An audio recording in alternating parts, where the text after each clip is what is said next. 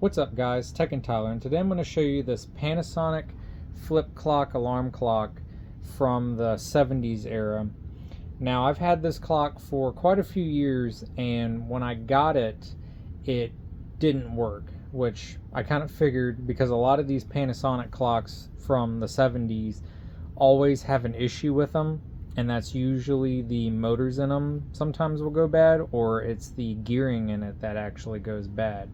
In my case, a lot of the times with these clocks, the motors just get stuck from the old grease, and when you clean them up and re-oil them, they will start to work again for the most part. But I've had some, like this one in particular, where the reason why I could never fix this one until now is because the gears in them had become very brittle. They had become very soft, and they would just break apart, and the teeth were broken on a lot of the gears inside of them. So I was never able to fix this, and you cannot find replacement gears for these clocks either. I've tried, it's impossible. You can find online like 100-piece sets of gears, but all the gears are bigger than what are in this clock. This one takes very specific type of gears that are small, that have a certain teeth ratio on them.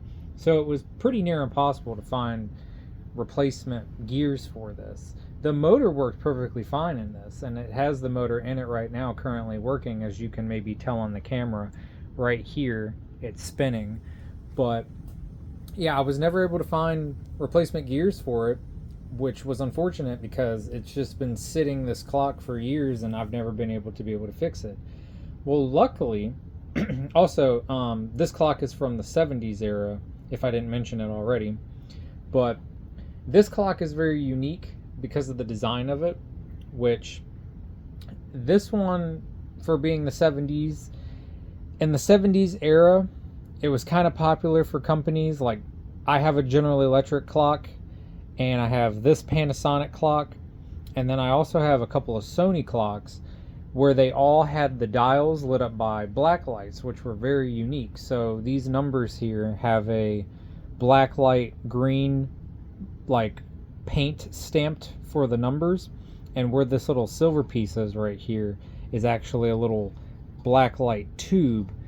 It's not really actually a black light tube, it's a neon tube, but with the coating in it to make it produce the black light, which was pretty unique because I have a couple of Panasonic flip clocks that I just got recently. I got about 4 of them, and they're all going to need work, so I'll be making videos on those. But one of them, luckily, is fully functional. Clock works, everything, nothing's wrong with it. I just need to clean it. The other 3, though, on the other hand, have some problems. One of them, the motor in it was completely burned out, unfortunately, which the motor for it that was inside of it that burned out is this one right here. Just a basic clock motor that was used in these Panasonics, which these are kind of more common in the Panasonics.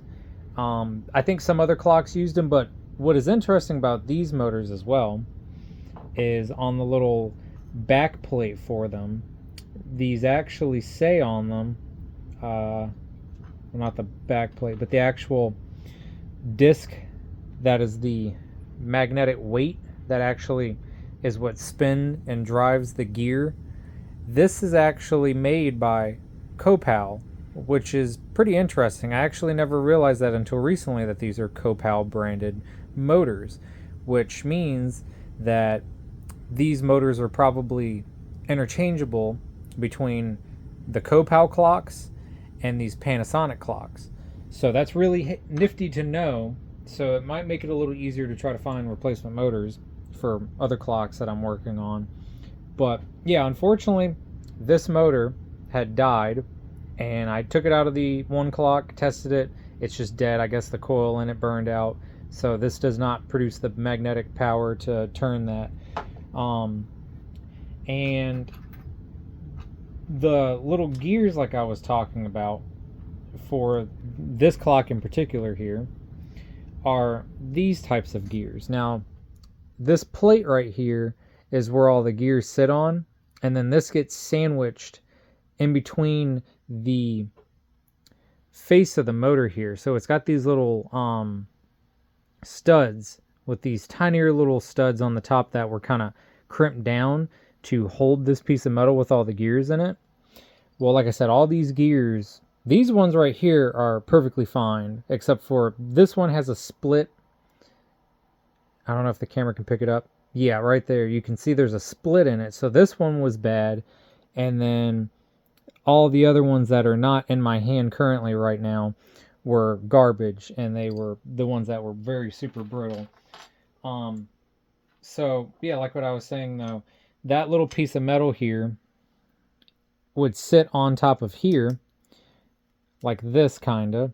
It would sit on there like that. And then you would have the cap piece here that would go over top of it, and then there's a single little screw right there in the center by my thumb that would hold to the plate to give it the support that it needed.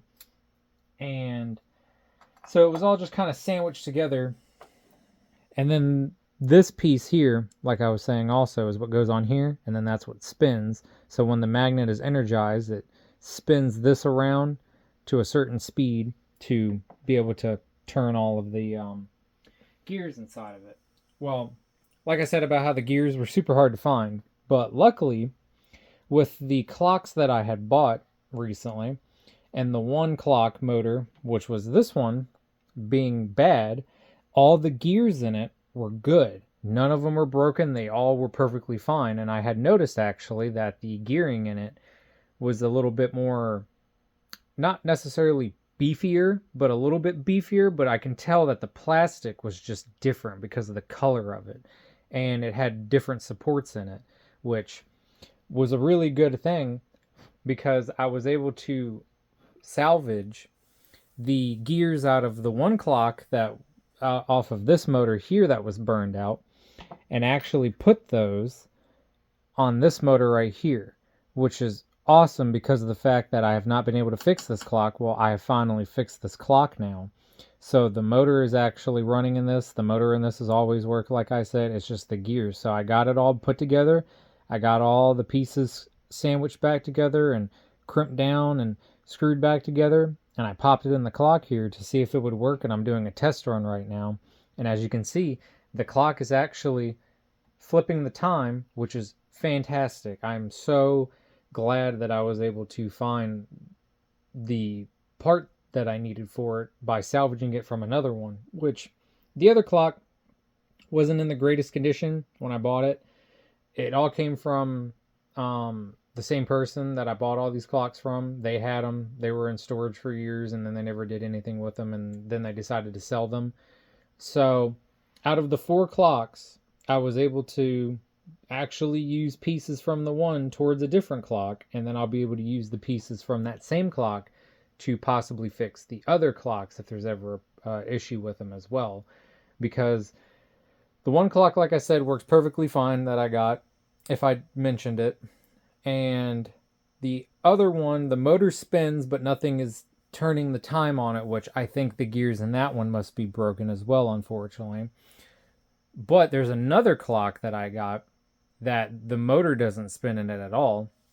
So I'm kind of wondering if that motor doesn't spin, if it's just stuck. If it's just stuck and I can get it working, cool. If not, and the motor's bad as well, I'll just take the gears out of that one and I'm just going to put it in that other clock. So I have 2 matching perfectly good clocks, one that will be black and one that's white. They're the same thing, just the fact that one's black, one's white, which is really cool. So I still got to do more work to this clock. I got to clean it up.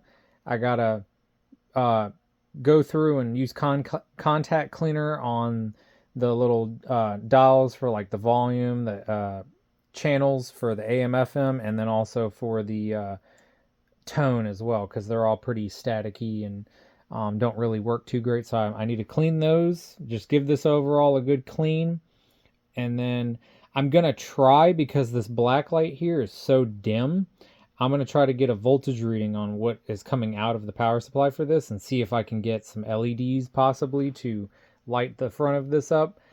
If I could find actual, like, authentic, genuine replacements for this, I would use that. But I've had to, unfortunately, with a lot of stuff that I've gotten, upgrade the stuff to LEDs just so to make it a little easier with not having to take it apart so much, because the LEDs will last longer. So I've kind of retrofitted LEDs into some stuff. I actually have a project sitting over here, which I'll make a video on eventually, where it had little neon little capsule bulbs in it, and those went bad, and they were green, so I bought new ones, put them in, and they did not last at all. And I actually found out that the newer ones are not as good as the old ones, because a lot of the old stuff was made better. But it's just something about the power consumption it takes as well. They're very finicky, so I don't trust them. So I just replace it with LEDs. So I'm going to try to see if I can get a voltage reading of this, and then replace it with maybe 2 little LEDs down here that are black light to light this up, but make it look nice to where you can't really tell it's LED. And then the clock itself also is just unique in general because, well, one, it's a flip clock, which I really like flip clocks, and 2, they made the dials look like speedometers, which is super cool. I think that's really unique because I've never seen a clock that really had that. And these also light up too, so when the radio's on, the whole dial here will light up green, and then this actually lights up orange. So very, very cool, very unique. I really like it. And then the face of the clock of it as well is a very nice kind of stainless look with wood grain sides, which I'm really big into the wood grain. I like that, and I also like the stainless look too. I know it's upside down. I have to have it rest on this stuff so I can make it to where the clock will sit so I can test it. But you can even see here it says black light dial, which is super cool. And then these clocks were just cool as it is because of the fact that, like, it had a headphone jack on them. It has just neat little features like how these are around to match the speedometers, and it's all just super nicely done, well-built clocks from back in the day. So that's why I like to collect these and restore them and fix them and use them. I actually use them as alarm clocks. I have a couple in my room currently right now that I'm using as alarm clocks, and I've used them for years after I fixed them. They work fantastic. I have another old Panasonic one that's different from this one, but it still has the same stainless chrome with the wood grain look to it. And then I have another one that's a GE clock that's that one has a black light dial on it, like I mentioned, like the Sony's. The black light actually works in this one, and you can tell the time. It's not the brightest ever, but it still works. And then the other Panasonic one that I mentioned doesn't have a black light in it, but I converted it to where all the bulbs in it were LED just to make it to where it was, brighter. And I also put green ones in it to light up the dial because it had green numbers, and I wanted to keep the green look to it. If I could find little black light ones, I will put them in there as well. But yeah, so I currently have those, and then I have another GE clock that's just a vacuum fluorescent one that's blue, which is really cool. And then I bought recently another clock that's very interesting. It's from the 70s. All these clocks are from the 70s, but this one's from the 70s as well. But the neat thing about this one is that the numbers are lit up by LED lights in the back of it, and it's all mechanical. I'll make a video on that one too. It's super, super cool. But